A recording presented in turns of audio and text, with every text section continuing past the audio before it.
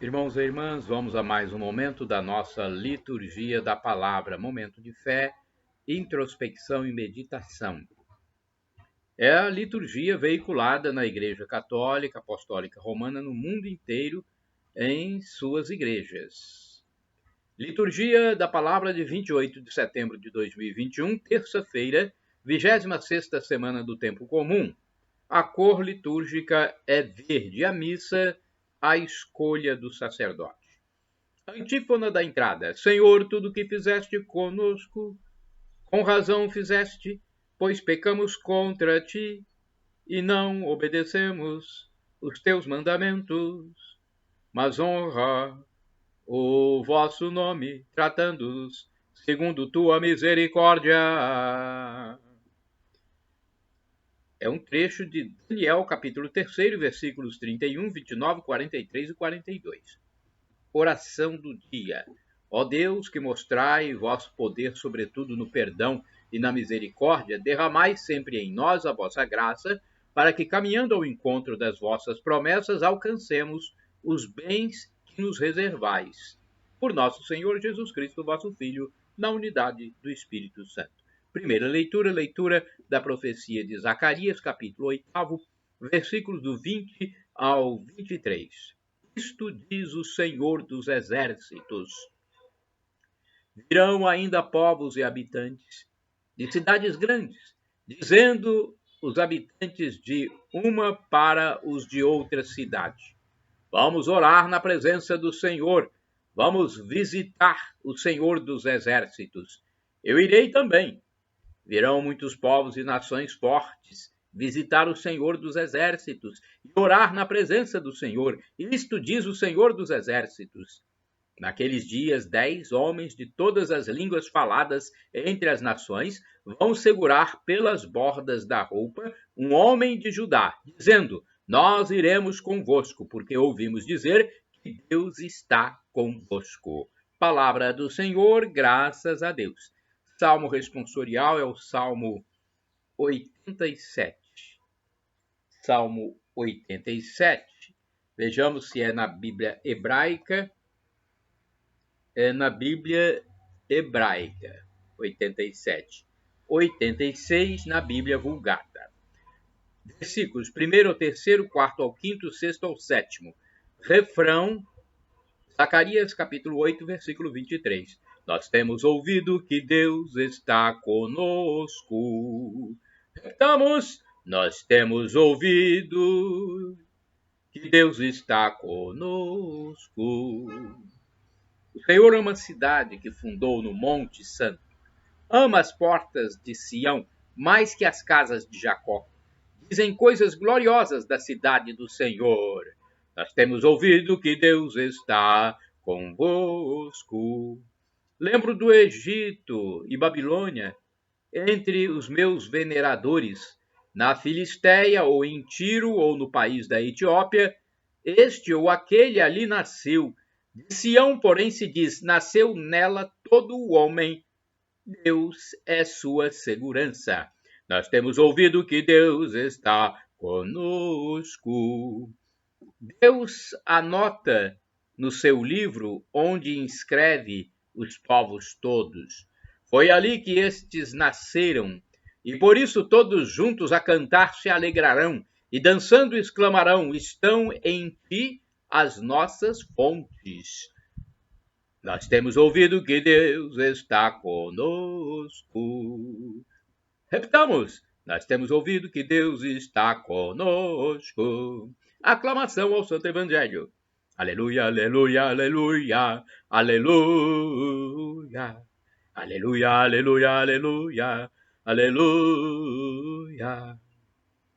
Veio o homem, veio o Filho do homem, a fim de servir e dar a sua vida em resgate por muitos. Trecho do Evangelho escrito por Marcos, capítulo 10, versículo 45. Aleluia, aleluia, aleluia, aleluia, aleluia, aleluia, aleluia, aleluia. Evangelho de Jesus Cristo, segundo São Lucas, capítulo 9, versículos do 51 a 56. O Senhor esteja convosco, Ele está no meio de nós. Proclamação do Evangelho de Jesus Cristo segundo São Lucas. Glória a vós, Senhor.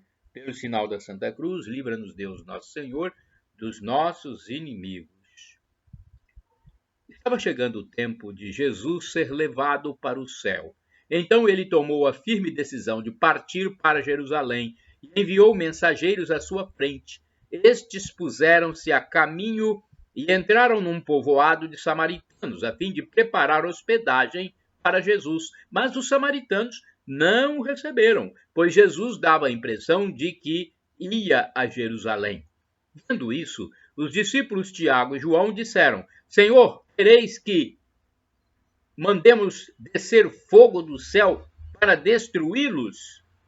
Jesus, porém, voltou-se e repreendeu-os, e partiram para outro povoado. Palavra da salvação, glória a vós, Senhor. Vamos agora à reflexão sobre o primeiro texto bíblico de hoje, que foi o livro da profecia de Zacarias, capítulo 8, versículos do 20 ao 23. O comentário é da Bíblia Pastoral Paulo, 1990. Olha, há no texto um conjunto de oráculos, voz de Deus, de encorajamento. São promessas que dão força para enfrentar o futuro. O profeta procura estimular os construtores desencorajados diante das tarefas que devem realizar.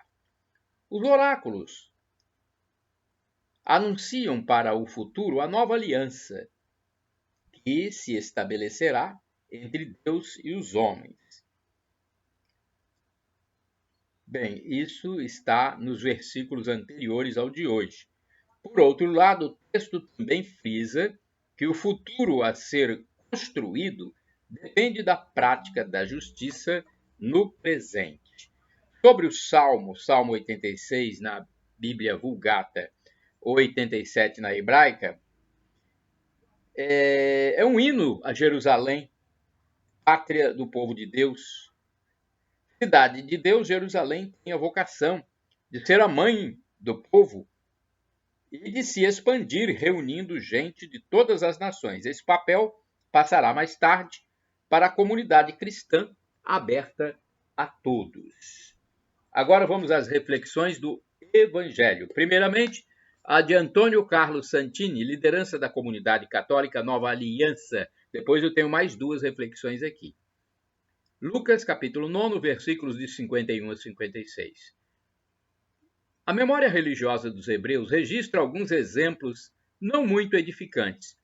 O zelo furioso do profeta Elias é um desses casos.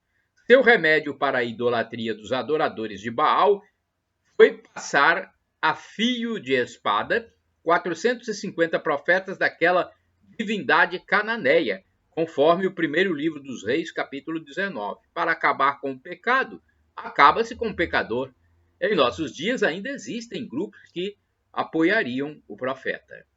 No entanto, nada pode ser mais estranho aos projetos de Deus que não se compraz com a morte do pecador, mas antes com a sua conversão, de modo que tenha vida, conforme Ezequiel 33, versículo 11. Mesmo assim, é difícil separar o zelo pela ortodoxia de algum impulso de odiosa intolerância. O episódio do Evangelho de hoje deve ser situado no contexto da secular inimizade entre judeus e samaritanos, existente desde o repovoamento da Palestina no século VIII a.C. Os samaritanos eram mal vistos por seu sincretismo religioso e práticas supersticiosas, além de competirem com o culto de Jerusalém a ponto de construírem um templo rival no Monte Garizim. Natural também que reagissem com sentimentos similares. Há o registro histórico de uma incursão de samaritanos em Jerusalém, na véspera da Páscoa, para jogar a carcaça de um cachorro sobre os muros do templo, tornando o local ritualmente impuro e impedindo a celebração pascal. Assim, quando perceberam que Jesus e seu grupo iam para Jerusalém, os aldeões de Samaria lhes recusaram pousada.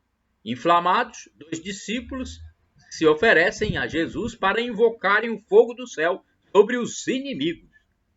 O mestre não só os repreendeu, mas daquele dia em diante, com boa dose de humor, passou a chamar Tiago e João de Boanerges, isto é, filhos do trovão. Marcos, capítulo 3, versículo 17. Ainda hoje, com todo o nosso pós-modernismo, temos discípulos de Elias, Boanerges, do terceiro milênio. Falo de cristãos que se sentem em permanente combate contra outras igrejas ou denominações religiosas. Assumindo uma reação de defesa, sofrem ao terem notícia do crescimento de outros grupos e mostram-se avessos a todo tipo de diálogo e convivência. Claro que não seria esta a atitude de Jesus se vivesse hoje entre nós. Tá? O fogo do amor seria bem mais apropriado que o fogo do céu. Era este que Jesus gostaria de acender entre nós, conforme Lucas, capítulo 12, versículo 49. Irmãos e irmãs, orai sem cessar, que todos sejam um. Pai, como estais em mim e eu em ti. João 17, versículo 21. Agora vamos a uma reflexão que está no livro Palavra e Vida 2013 sobre o Evangelho de hoje. Olha, entre os judeus da época de Jesus, a lei lhes permitia revidar cada ofensa que era recebida. Dentro dessa concepção, 2 dos apóstolos, Tiago e João, teriam permissão para mandar descer fogo do céu sobre uma povoação que não queria receber Jesus. Ora, ele os vinha catequizando há tempos sobre a mudança de mentalidade. Em vez de ódio, amor. Em lugar de vingança, perdão. E ia mais além, condenava palavras ofensivas, exigia que não se julgassem as pessoas. E nós? Perdoamos a quem nos ofende? Amamos nossos inimigos? Evitamos julgar as pessoas? Será que fazemos isso? Gente, é para refletir e procurar fazer isso. Né? Fazer o bem àqueles que nos querem mal. Deus se encarregará de corrigir as pessoas do mal. Deus dará a reprimenda necessária, mas só Ele, nós, quem somos nós? Bem, outra reflexão é do livro Dia a Dia com o Evangelho 2016. Começou aqui a grande subida de Jesus para Jerusalém, para a cruz, para o céu. Ao longo do percurso acontecem ensinamentos, encontros, milagres, controvérsias. A figura do discípulo se torna central. O verdadeiro discípulo é aquele que segue seu mestre no caminho da renúncia a si mesmo e da solidariedade ativa com os pobres, os pequenos, os excluídos. Não é o que acontece com Tiago e João, ainda apegados aos antigos rancores entre judeus e samaritanos. Com efeito, diante da recusa de hospedagem dos samaritanos, esses 2 discípulos propõem que sejam exterminados. O apelo deles ao poder divino está a serviço da vingança odiosa. Jesus reprova esse espírito de intolerância dos discípulos e mantém a firme resolução de caminhar para Jerusalém, onde vai entregar a própria vida em favor de todos.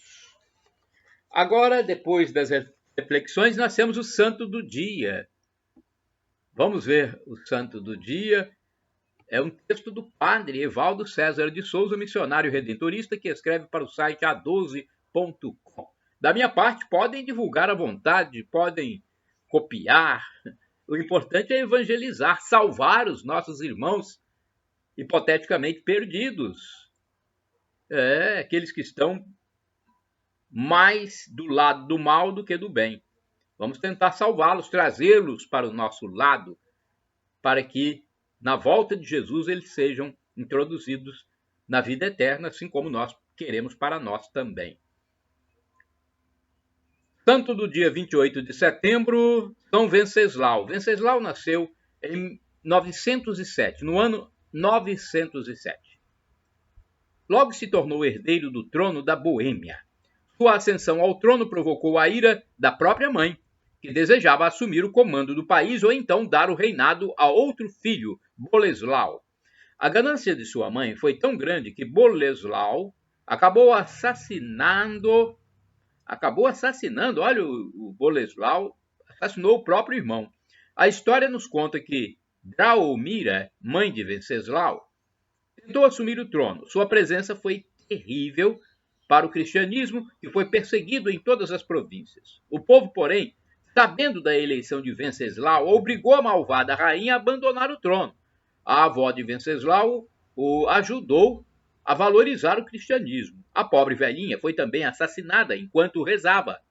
Venceslau tinha conquistado a confiança, a graça e simpatia do povo, que viam nele um verdadeiro líder, um exemplo a ser seguido. Dedicava-se aos mais pobres, encarcerados, doentes, viúvas e órfãos, aos quais fazia questão de ajudar e levar palavras de fé, carinho e consolo.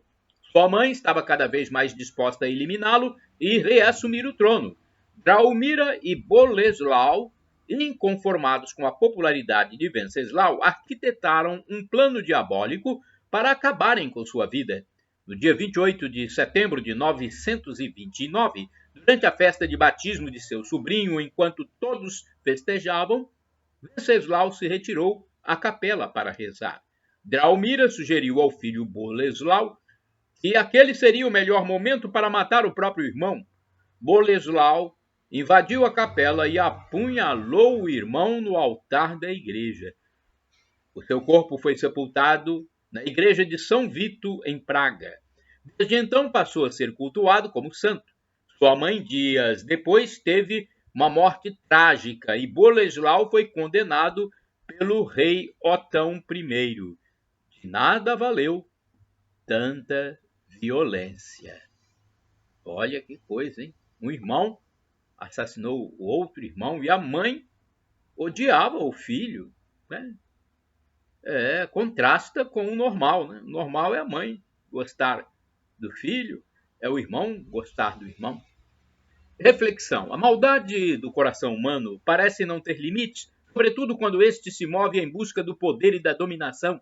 A história de Venceslau nos mostra que às vezes é preciso contrariar até mesmo nossa família para viver o projeto de Deus, principalmente se nossa família é uma influência negativa para o nosso crescimento cristão. Oração. Ó Deus, Pai de bondade, Pai de misericórdia, eu te louvo, eu te bendigo, eu te adoro. A exemplo de São Venceslau, quero encontrar no Evangelho inspiração constante para a minha vida.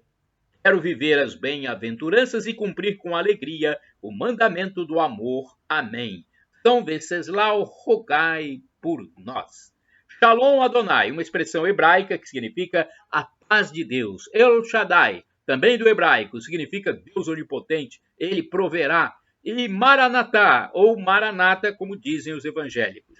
Nós dizemos com a tônica na última sílaba, eles dizem com a tônica na penúltima sílaba. Não importa, porque é do dialeto de Jesus esse termo. Ele significa vinde Senhor, Jesus, vem Senhor. O significado é o mesmo, sendo a pronúncia evangélica ou católica. Um dia Jesus vai voltar, hein? Esteja preparado, seja humilde, arrependa-se dos seus pecados, para que Jesus, na sua volta, julgue você e a mim e a todos nós com benevolência e nos introduza na vida eterna, onde viveremos para todos sempre como anjos, em felicidade para sempre, para todos sempre. Seremos glorificados, nossas almas, se nós estivermos mortos, nossas almas voltarão, os nossos corpos serão introduzidos na alma, corpos glorificados, e vamos viver na eternidade junto de Deus. Isto se nós nos arrependermos de nossos pecados e assim nos reconciliarmos com Deus. Façamos isso. Vamos nos arrepender. Arrependa-se diariamente. Todos somos pecadores. Ninguém pode dizer que não é pecador.